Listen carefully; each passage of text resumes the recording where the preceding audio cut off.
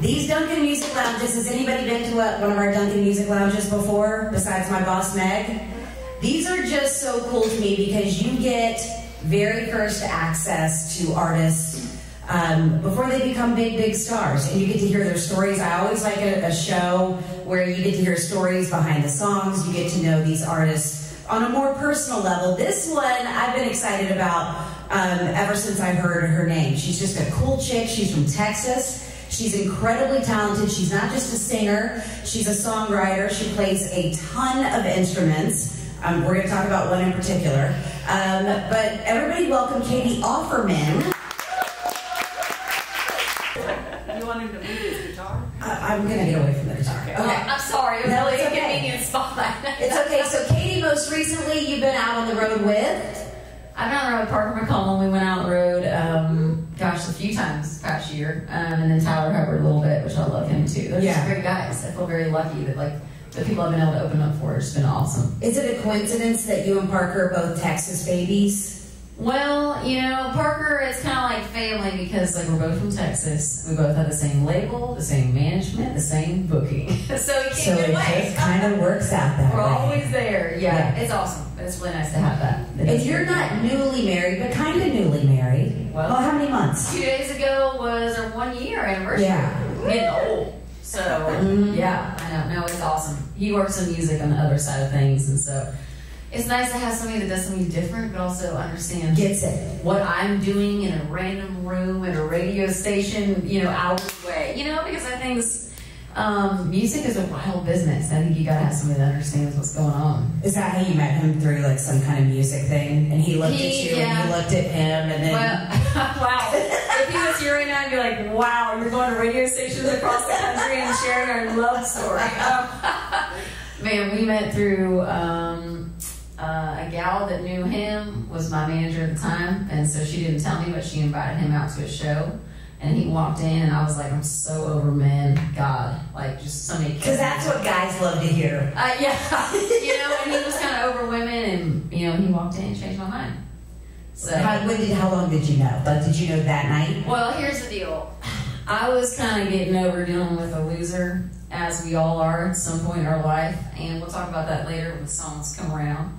And so I kind of played it cool for a bit, you know, and I wouldn't really keep the conversation going. And then I realized I think he's the one, and I'm panicked. I'm like, how do I get him back? So then I texted him. It was him and another guy in a group text we were on, and I was like, I need help moving my washer and dryer. So I couldn't think of anything else. I could have just been like, you want to hang out. Remembering this? You may use this one day. And I think he thought that it was just like taking the washer and dryers from like outside my house into a van. But no, it was moving it from second story, tiny staircase all the way down. And he came from church, and when he left, he looked like a drenched rat. I was like, but he went to church. Right, I know. He was a good. He walks with our Lord and Savior. Yeah, I always say Colby's definitely going to heaven. I'm probably going to hell. So, you know. I used to say that to my ex-husband. I was like, you don't talk about anybody. You don't like drama. You always take the high road, and you just sleep a peaceful sleep every night for the rest of your life, and I will be awake every night for the rest of my life.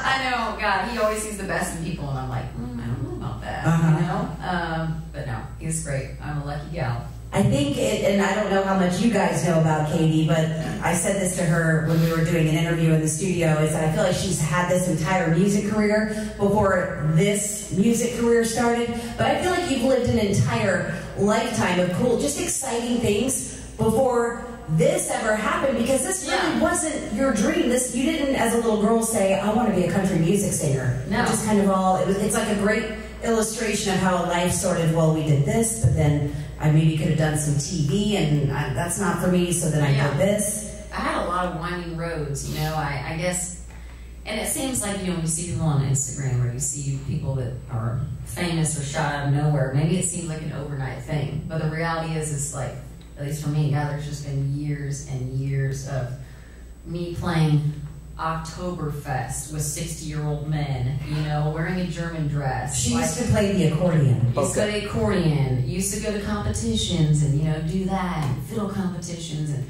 playing, you know, in church or whatever, and then playing Western Swing in a triple fiddle Western Swing band, and then playing with, you know, mildly interested in Texas country people, like, you know, just you name it. I've seen it. I mean, God, I used to come. I did a radio tour with a gal that was on Curve, and I played fiddle for her. And so it was like, it's cool that I've been in this, you know, not on my own before, but with other people. And so I think it's set me up for this moment, and also just being a little more even keeled this go around of like, you know what, like I just want to make great music, and a lot of it's out of my control. That's the reality of just the music business. But I just want to put out music that I'm proud of, and at this point, like I'm just having fun. Like it's just, I'm grateful to be here, and also have people that like y'all that show up, you know, and come hang. Yeah, if they show up in Atlanta traffic, you should feel good. Totally. Yeah, because it's always Atlanta traffic. There's no time of the day. It's always Atlanta traffic. Yep. All right, so she's a singer, she's a songwriter, she's an accordion player. You want to hear some music, y'all? This is